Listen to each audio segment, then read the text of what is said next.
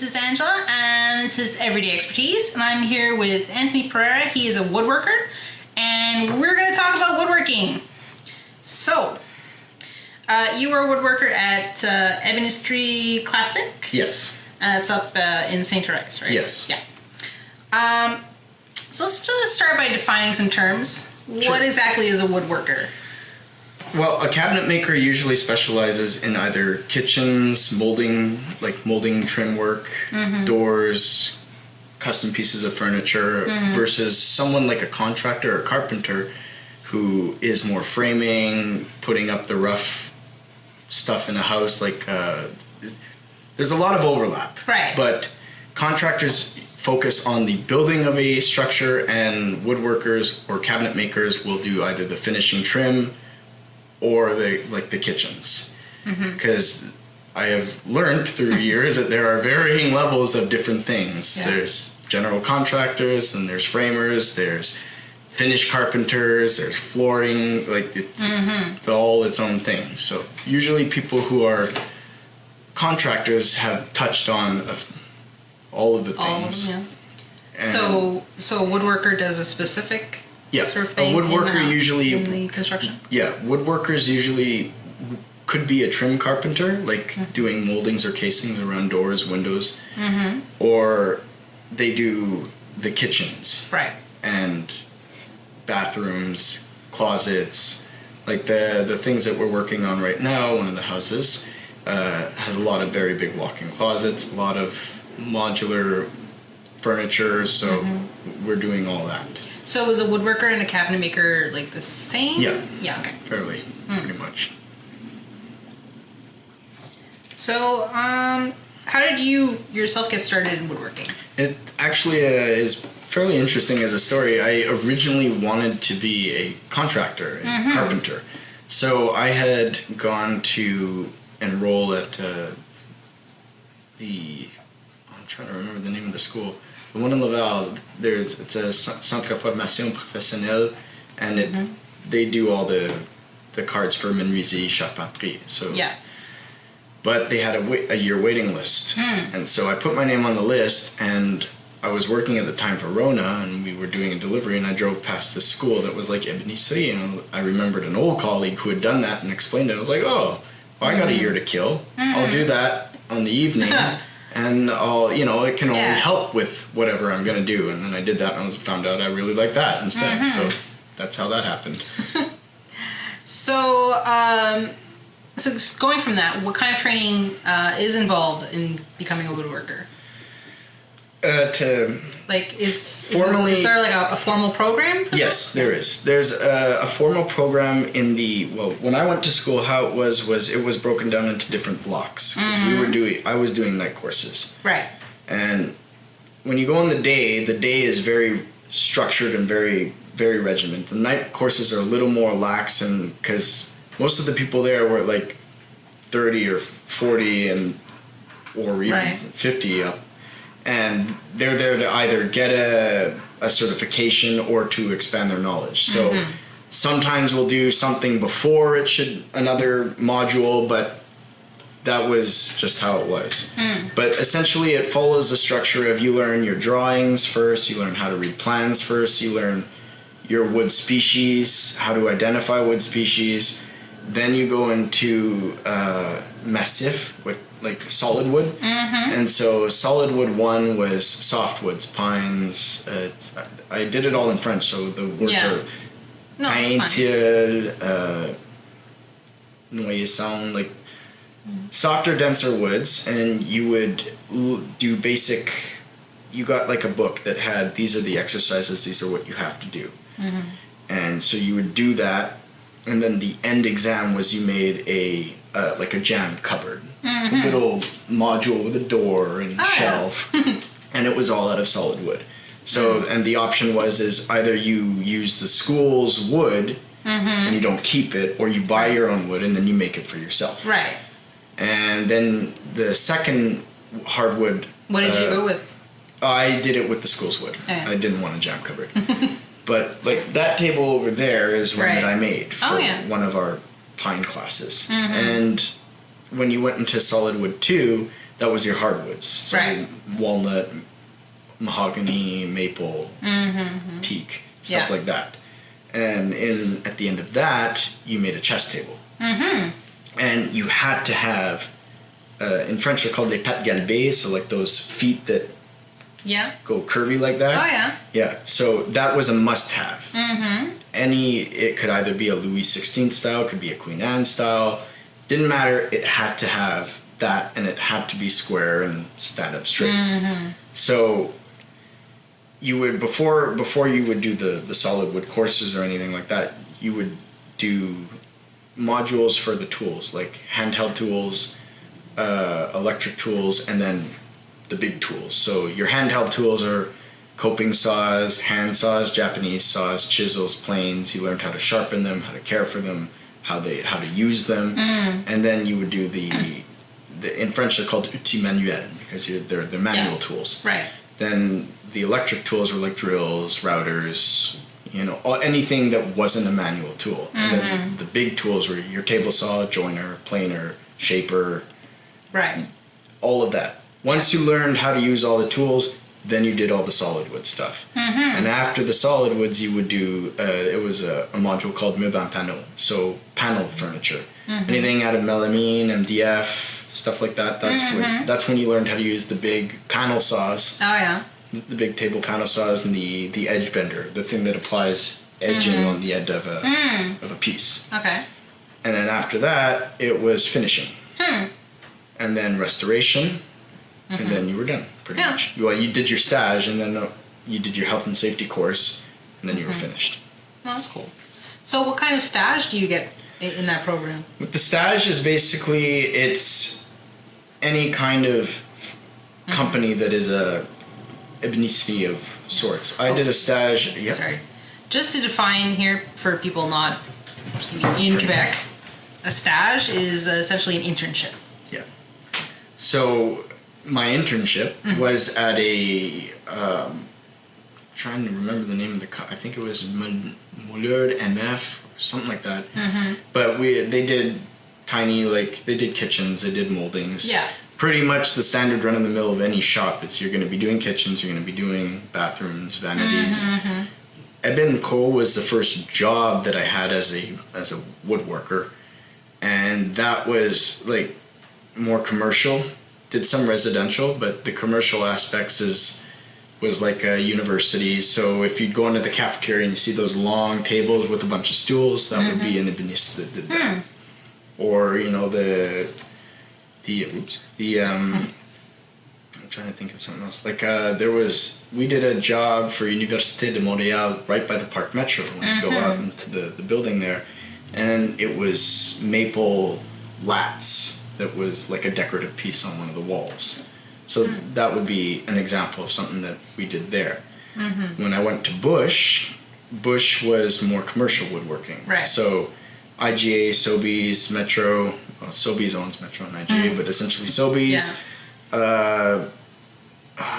Telus, like all the wall panels in Telus, all the things that like the stations with the phones on them, all of that was us. Oh, yeah. So those silver, we called them les meubles en champignon because they look like mushrooms, but that was us. So we would do that, and now I'm at Classic, which is mostly residential. Okay. But like high-end residential furniture. Were you able to find work right out of your stash? Yeah. Most of the time. Is there a big demand? Or is it just connections? When I worked at Eben Co, I got hired fairly quickly. My salary wasn't that great. Right. That was my own problem. But when I went from Eben Co to Bush, the big difference that I noticed I went to Eben Co to Bush and then Bush to Classic. That was where I learned the most about demand, because moving from Classic to Bush, or from Bush to Classic, sorry, I had already 6 years of experience. So when I put that on my resume, and I gave it to essentially like a placement agency, a guy who called places. In 1 week, I had 6 interviews. So there is demand because there are a lot of people who work in it, but there's not that many who are skilled enough. I guess so. Yeah. Saying good is a very bad, like a bad way of saying it. Experienced enough. I think there's experience, but there's also like a level of kind of passion. Like there's some guys that I work with, when they're working together, they will follow the instructions in the sense of like, okay, these are my pieces. I have to assemble this. I assemble it. If I don't have my V joint here, I don't really care. If I didn't sand that way, I don't really care.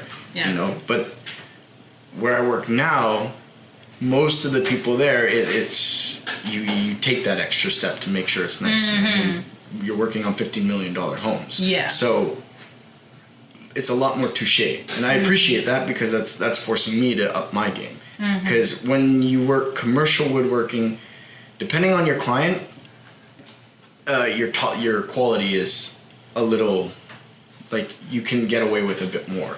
Sobeys, like we used really, really cheap plywoods that were kind of bendy, whatever. The stain was a water-based quick shoot stain, like a really quick coat of lacquer.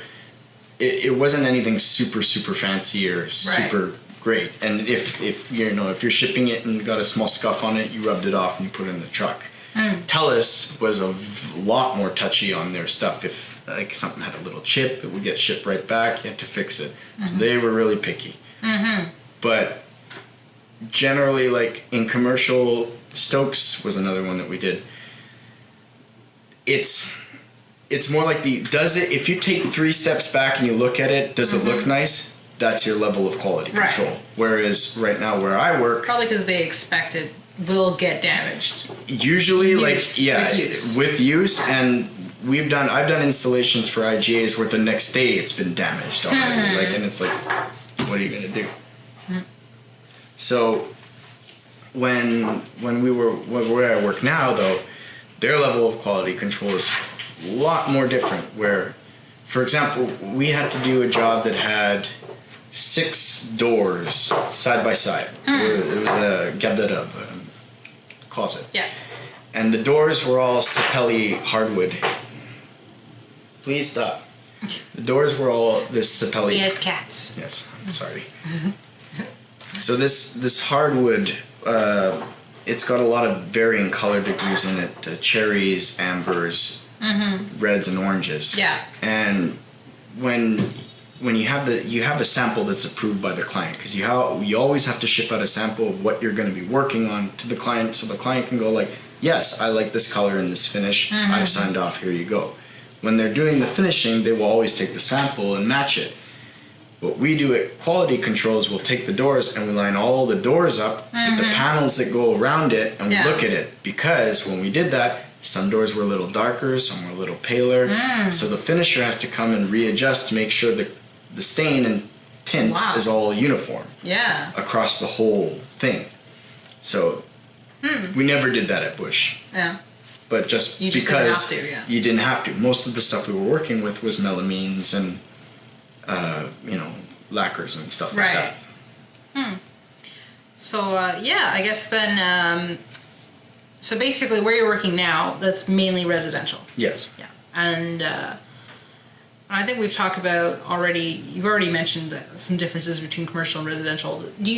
Are there any other sort of things that differentiate those kinds of projects?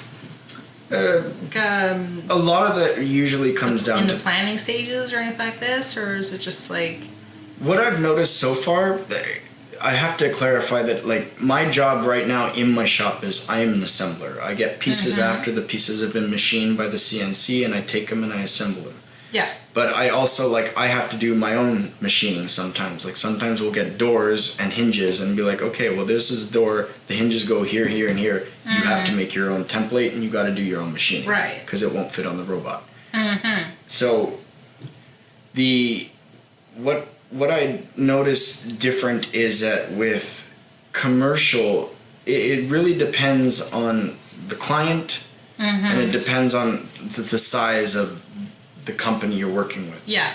Because the larger the company, the more people okay stuff, so there's a lot more bureaucracy and a lot more room for miscommunication. So that's the biggest thing I noticed. Whereas when you have like either one GC, a general contractor, and you are the subcontractor for the kitchens, closets, blah, blah, blah, blah, blah, I call them, this is the answer, done, finished. And so it mostly in terms of the stages of like planning, that's more the project manager who takes care of that. So the project manager will run that. Do you find then that firms that do more commercial work, they're usually bigger, have more levels of bureaucracy? The only one that I worked with for sure that was big was Sobeys. Stokes was pretty big too.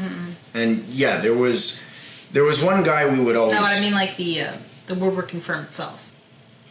Do they tend to have like more strata, I guess you could say, more like more like a bigger company when you're handling mostly commercial projects, or is it no? Classic and Bush are relatively the same square footage size as a as like a business. As in, yeah. A factory, I guess.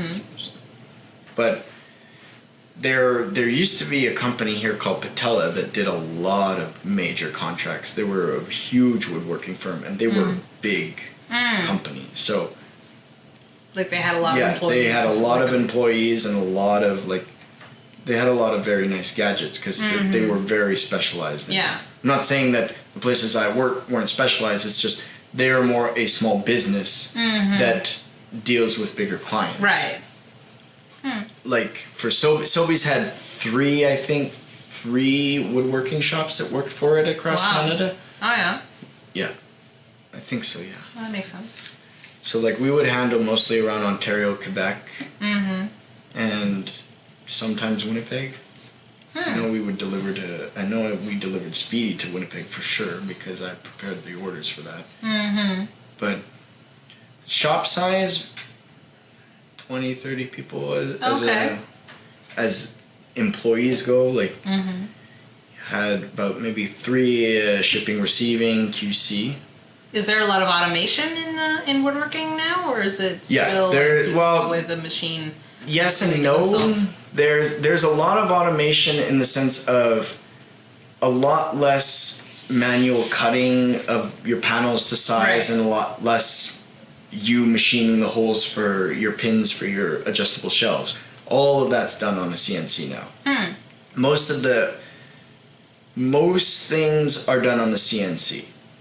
It's really just sort of like if they're unsure or if it doesn't fit on it or if it's in a weird place and you can only do it once it's assembled, that you get in and have to do it yourself.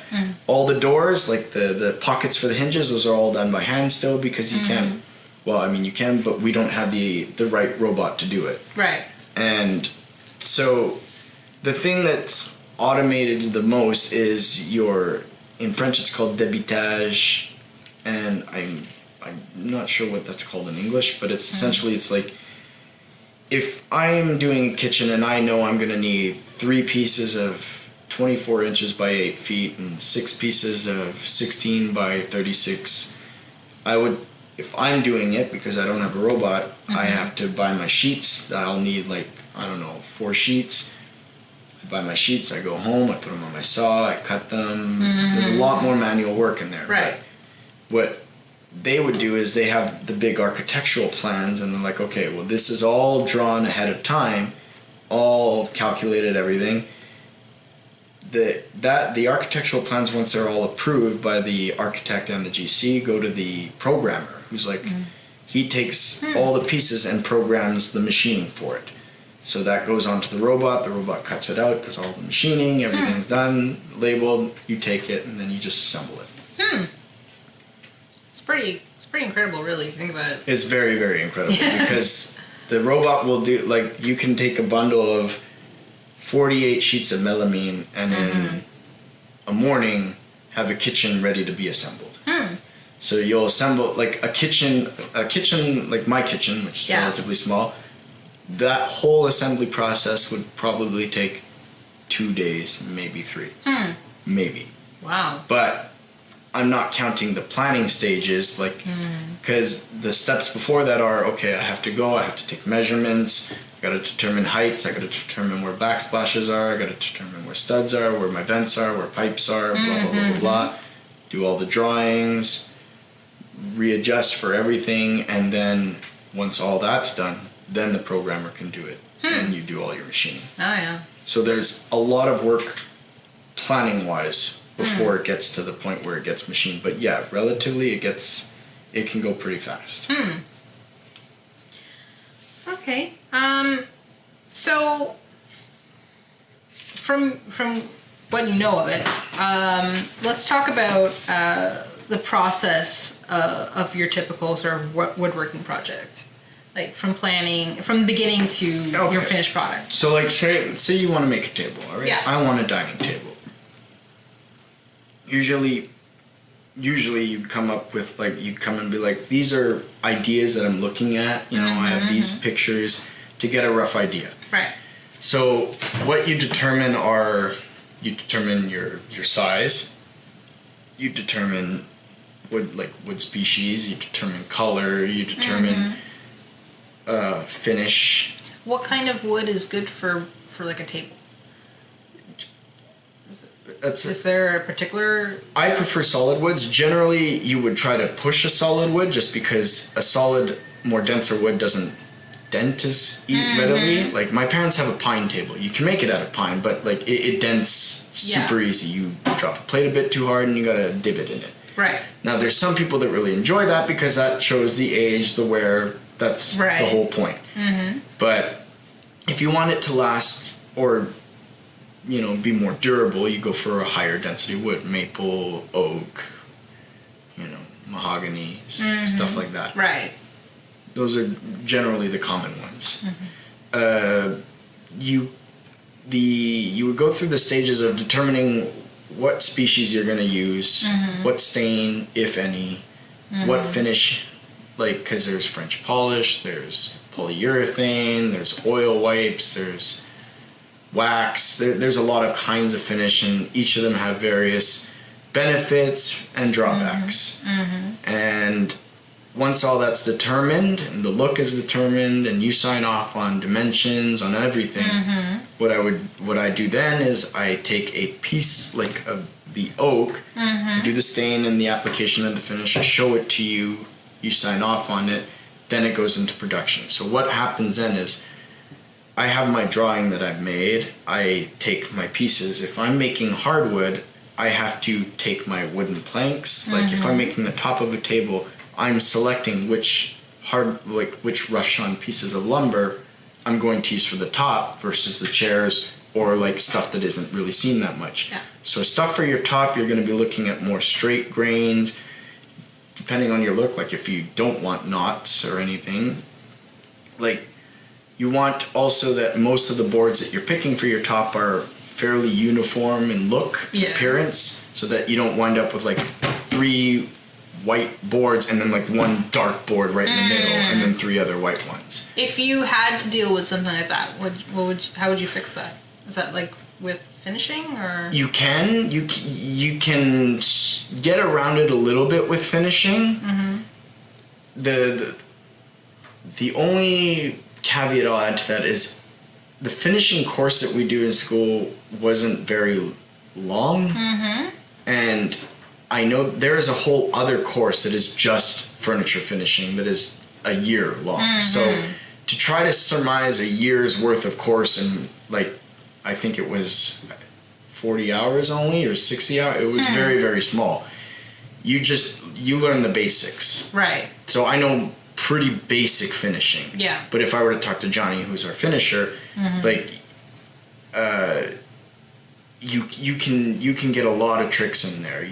So if you have a darker board and a paler board, what you would do, if there is a stain on it, is you would stain it and then you wait for it to dry, you put a sealant on it, and then you take a shading and you shade the lighter parts to try to equalize and match out the colors. That's interesting. If it's clear, just a clear finish, you don't want to have that dark board. You do everything you can to not get that.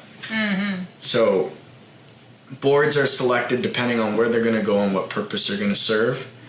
And then it goes into the whole milling and machining. So you mill certain boards to oversized lengths. You use the joiner to flatten one surface, and then you flip it on the side to square the end, so you have a perfectly square end. Mm-hmm. Then you plane your boards to the thickness you need, cut everything up, and then you assemble it all after. And then you, like you said, you have the sort of the staining and the finishing and all that stuff. Yeah. And then you present it to the client. Exactly. And hopefully get paid. Hopefully, yes. All right. Do you personally, do you have any influences, any styles you particularly admire? I really like the Chippendale style of furniture. Mm-hmm. I do like Queen Anne. I like Louis size, Louis Philippe II. There's some of them that I like. It's weird because personally I can look at things and I'll be like, I really, really love this, but I would never have it in my house. Mm-hmm. Like a lot of the more Gothic-y oriented stuff with a lot of sculpting and all, it's gorgeous, it's beautiful, but it is way too ornate for me. Right. But I like it because it's gorgeous. Mm-hmm. There's like in some of the old, when I went to Europe and I visited some of the buildings, when I went to the Louvre, I was admiring the art and then turning around, like running my hand on the door and looking at the molding and being like, this is all cut by hand. This is all like, and I've done molding by hand to learn it. And I'm like, fuck, how did they do all this? Right. Like, that's incredible. So that part I always enjoyed. Mm-hmm. But like, those are pretty much the styles that I like. I do like contemporary too. I really, I'm pretty mercurial on my style. I don't really have a style that I'm like, I love this and nothing else. Some of my influences are, I follow pages on Facebook, like Woodworking for Mere Mortals I enjoy because that's a good one for if you're like a hobbyist or you do it on the down low with little tools. It's a great site to showcase tips, tricks, and ways to do stuff on a lower budget scale and still get a really nice finish. Like he'll use old coffee as a stain. He'll take the liquid from ground coffee, squeeze it out, and then you can use that to stain wood or tea or I don't know. Aging, I guess. Yeah. Well, aging or even just staining it as a color. Oh yeah. So yeah, so it's really cool because they're like little projects. And then there's another one that I follow that I like, the Wood Whisperer, because he does more ornate stuff, and he has a really nice shop, and I'm very, very jealous of it because it's super gorgeous, and I wish I had one. And I like watching his videos because he'll do more ornate hardwood things, and I like watching that. The one who inspired me actually to. Only in hindsight, I didn't realize how much I appreciated it. Was Norm Abramson from This Old House and the New Yankee Workshop.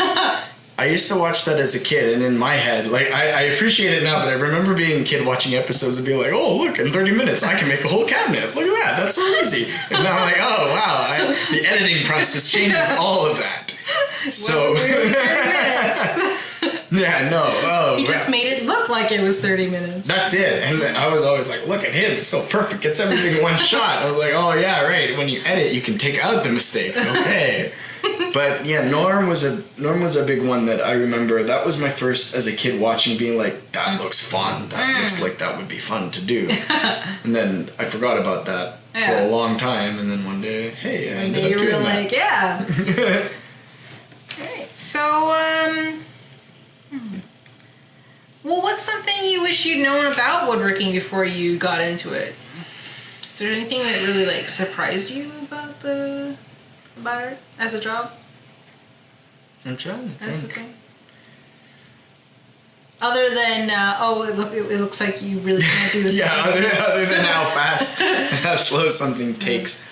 What surprised me? It's hard because like I don't think there was anything that I was expecting when I was going in it, other than I'm going to be doing this, and stuff will happen. I'll have to adapt to that. Yeah. I think the biggest thing that I noticed was the first times that I started to delve into any kind of working or assembly or case making was when I worked at Renault Depot, and I got trained to do the cut shop. Yeah. And so a lot of the times when the store needed displays or whatever, we would, if we had the time, when we weren't serving clients, we would be making it for the store. That was where I first started to really make things. Yeah.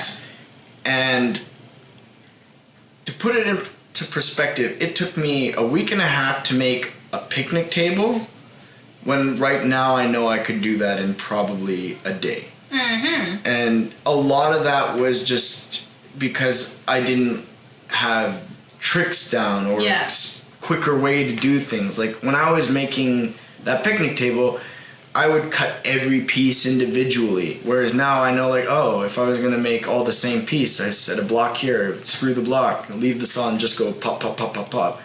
Pop out a whole bunch of them at the same time. Instead of cut, readjust for another piece, have to put it back because I need a new thing. Like, there was a lot of back and forth, I learned a lot about, hey, your doors can't exactly be the same width of the piece. Well, I mean, they can, but then they don't open very well. You need to put a 5-degree bevel on one side. Yeah. And so there was a lot of that kind of learning that went around. But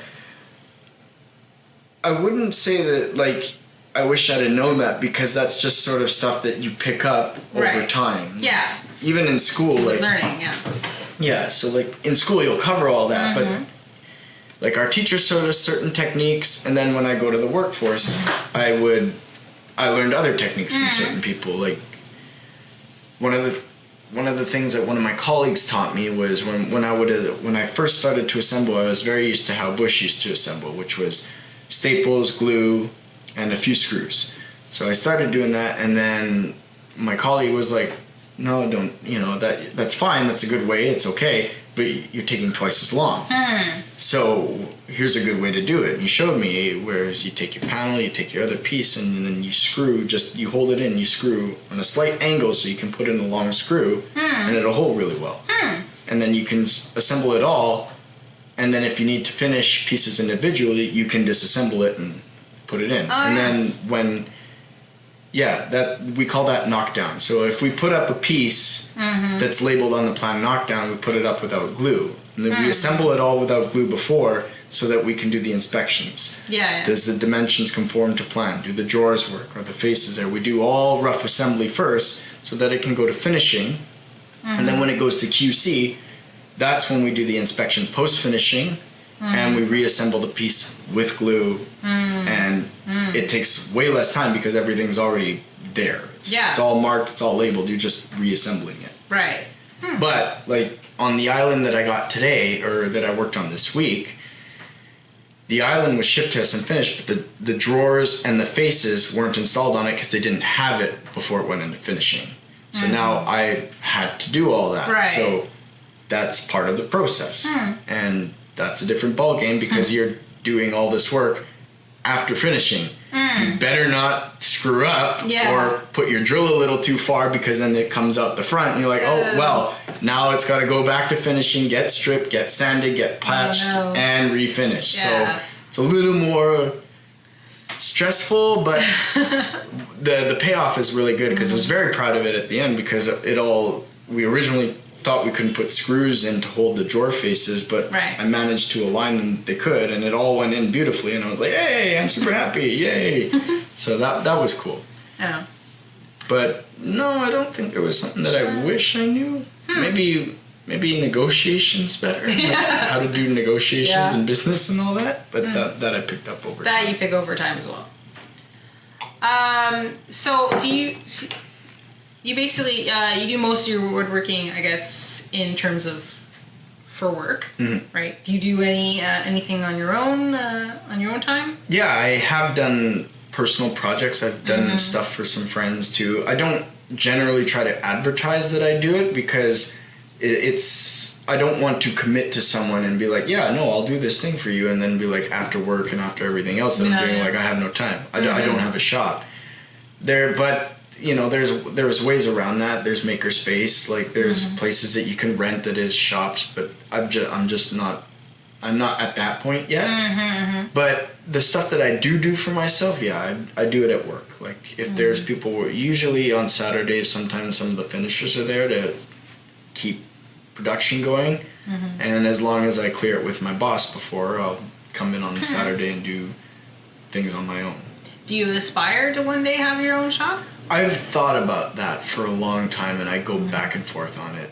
On the one hand, I'd love to have a shop and I'd love to do the working and be my own boss, but on the other hand, I'm very acutely aware though of the economy now and demands. Like because you can say to a client, yes, this thing can be ready in a week, they'll expect it finished in a week. Yeah. And that's normal, but there's times too where it'll be like, oh, hang on, I want to add this to the project, but can it be delivered at the same time? And it'll be like, well, I might need a bit more time because if we're adding on to it, I have to go back to my plan and make sure that these fit, make sure that this all conforms, and that's adding on to the process. And so sometimes that's when the overtime kicks in. Yeah.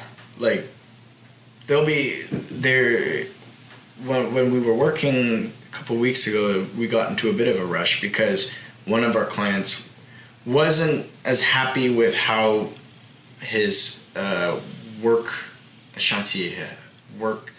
it came out. Work site. Yeah. Well, job site. Oh, his job site was advancing, so it was going a bit slower than anticipated. Okay. So when the owner went down to meet them and talk with them, and then came back, and he had made some promises. So that meant we had to work of overtime and all that to meet the demands. It's doable. It's not a problem, but it's just that I know that I'm not a person who really enjoys the business aspect of all that. And if a client is unsatisfied and unhappy, I get very, I guess uncomfortable is the word, I'm not sure. Like, what I love the security of where I work of is if someone's really not happy, then that's the project manager's job to work with that. Right. I will fix whatever it is, but they have to do the dealing. Now, of course, I could probably hire someone to do that and all that, but I know that at the end of the day, I'd be the owner, and if something were to go wrong, that's my responsibility. And for you, the buck would stop at you, kind of thing. Yeah, kind of. That's where I am right now. That isn't to say that with more experience, maybe, or more confidence, that might change. One day, yeah. But I've seen a lot of businesses pop up and then go out just as fast, and I'm less keen I don't have a lot of money to invest, so I'm less keen to be like, with this small fortune that I have, will I invest in that? But I mean, that's a gamble for anything. Yeah, really. Of course. But that's just me. So, well, what do you consider, I think, your favorite and your least favorite aspects of woodworking then? My favorite aspect is post-installation, when the client walks through and looks through it and is like, this is really nice. That always gives me a sense of fulfillment, because I can look at this and be like, I had a hand in this thing. Yeah. In this.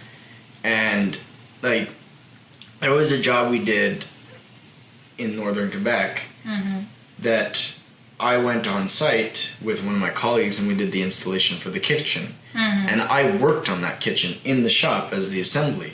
So I saw it through assembly, through post-finishing at QC, because I did QC there too, then in delivery and installation. So I did pretty much almost the whole kitchen, with the exception of the machining and that. So when the client came in after it was all done and was looking around and being like, this is really pretty, I felt great. I was like, yeah, this is pretty. I'm very happy that you feel that way. That's my favorite part, by far. Seeing the look on someone's face when you give them something, where you pull that sheet back and they're like, oh, and you're like, yeah, that's the part that always makes me go, yeah, I'm glad for this. The part that I dislike the most, tedious sanding. That's the part I hate the most. Like, you'll have 230 feet of molding in a part of a house. Yeah. And all of those hardwood moldings are put down with a hand, paper, and you sand, and you sand, and you sand. And it can get pretty monotonous and boring. Even panels with an orbital sander get boring. At least it's a machine doing it, because you're just going like this. But when it's the hand and it's moldings, that's a little less fun, because it's just long. But you find ways to occupy your mind while you do that. So if things are sort of not going well, how do you deal with the stress of those, like you said, the guy on this old house, you able to edit out the mistakes, right? When things aren't going well, I feel like what I've noticed about myself is at the moment that they're not going well, I usually am compartmentalizing my frustration and only let it out later, because my top priority then is this isn't working. What do I do to make it work? And most of my thought process is on that. How do I fix this? What can I do? How can I get around this? I was installing moldings on a door once, and the machining wasn't quite square. So when all the moldings were in, there was this very small gap, and it was driving me nuts. And I was like, what can I do? Finally, I had the idea. I was like, I'll take an edge, the edge of the same hardwood, and I put glue with a syringe into the hole, and I stuck the edge in. When it dried, I just cut the edge with an X-Acto and then fine sanded it. Matched perfect, no problem. That's good. But that moment though of the and the stress after, because I get very irate when something's not perfectly right. I'll be like, this is bothering me, and then my minor OCDs kick in, and I'm like, ugh. But a lot of the way that my stress and all that is dealt with is with my colleagues. I have a lot of the colleagues around me that I work with, I work really well with. One of my friends that was straight across from me will be sanding, and he's like a French Canadian me at 56 years old, and we're quoting shows that we watch and singing sometimes, or just talking. Can't talk too much, but we find ways to pass the time and make it enjoyable. And there's times one of my other colleagues who works further down, sometimes when I've unwrapped stuff and I have a big ball of tape, I throw it across the room and try to hit him, or unplug his tools when he's not using them. So you guys basically, you de-stress by sort of a little bit of horseplay. Yeah, well, me specifically for sure. Some other guys are a little less, you figure out really quickly who you can fart around with and who you don't mess around with. But, it's the guys that you find that you can you can joke around a little bit with. That's what makes it fun. Yeah. Especially when you start, it really reminds me a lot of growing up with my brothers. It gets to that point where we're I think I used silicone and I glued a guy's drill through his table when he wasn't there, and then he came back and tried to pick it up. I was like, what the? And you pull it and it came off. But he was just what? That was funny. There's certain things that are funny and it's haha, you all laugh, and then there's some things that are funny for the guy pulling the prank, but for no one else. I heard one of the companies I work for, a guy who was pulling a prank on the finishing hoses. He put silicone in the hose. That's that is not funny. No, because that's oil based. Yeah, and you got to buy a whole new system. Because as soon as that's in there, any product, anything you shoot through is contaminated. Yeah, that's not good. That wasn't funny. But gluing things that you can easily take off and clean, that's a little more funny, because it's just more ha ha ha. There you go. Yeah. That kind of stuff. That's cool. All right, can you do you have any advice for people who want to start out in woodworking? I think we've talked about a few things already, but... Some good advice. That's a good question. What would you like someone to have told you when you were starting out? What do you think? I would think it would be... It's a tough question. How to negotiate for salaries? Better negotiations, watching how, if you're in a workplace, making sure that you can be a good worker, essentially. Right. try to always do a good job, but also know, like, try to put your foot down that don't say yes to everything, because then you become a yes man. So knowing where to be like, hey, can someone else do it, versus always saying, yeah, that would have been a good one to know, because I think at one of my jobs, I had thought to be the good employee was always to do, and then at a certain point I was always getting asked because I was always saying yes, and then if I said no, it would get the stink of like, well, why not, blah blah blah. Like, you said like yes to 20, that, there's right? 20 other people, why can't you ask them, kind of thing.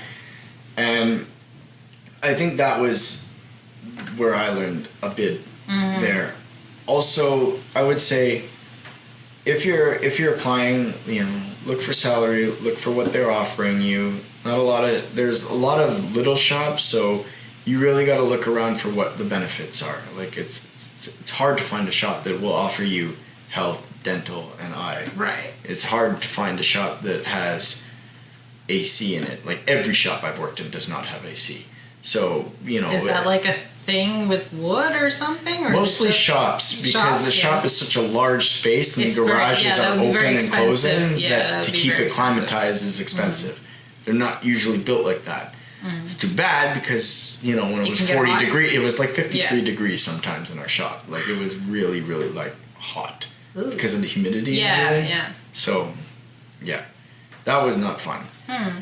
So I would also recommend that if you're going into it, exercising is a good thing, because you want to have some strength. Those things get heavy. I imagine. Like, at the end of the day, it's easy to, when you're looking at a casing, it's easy to forget that that's 2 sheets of 3/4 inch MDF, 4x8. And one of those sheets is 80 pounds. So you have 2 of them, and you have to take it off your table. Holy wow. They're heavy. Yeah.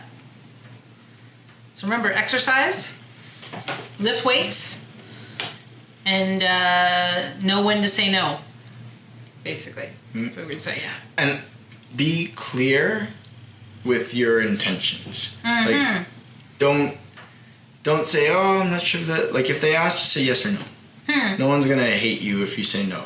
Right. Just, it's always, clarity is the best thing. Yeah. And would you say maybe if you don't know, ask? Yes, absolutely. The amount of times at a day that I will go see my foreman and be like, I saw this on the plan, I'm thinking of the installation, they have trouble pushing this in here? Most of the time it's like, no, that's taken care of, but there's been times where my boss will be like, oh, hey, yeah, hang on, I'll go double check and come back. No, we'll do it this way instead. I'm like, oh, okay, good. So, always read your plans, always make sure you understand. If you're really not sure, always ask.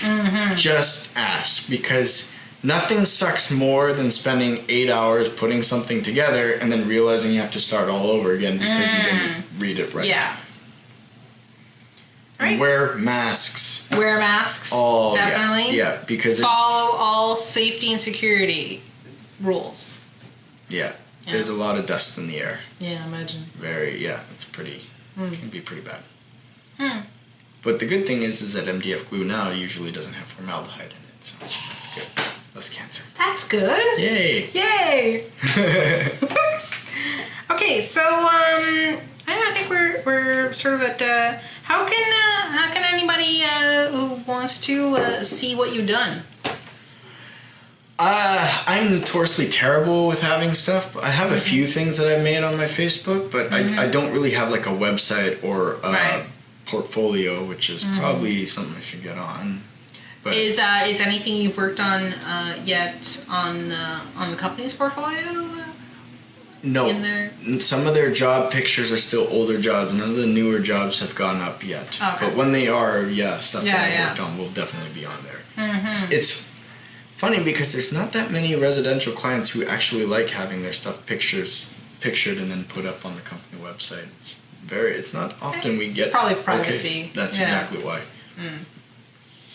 All right. Well, thanks, Anthony. My pleasure. This was really interesting. Thank you, everybody, for watching. This is Everyday Expertise. I'm Angela. I'm Anthony. Bye. Thanks for watching. We hope you enjoyed this interview. Be sure to share this video with friends and colleagues who may also enjoy this topic. Let us know your thoughts by leaving a comment below or check the description for our social media. See you next time.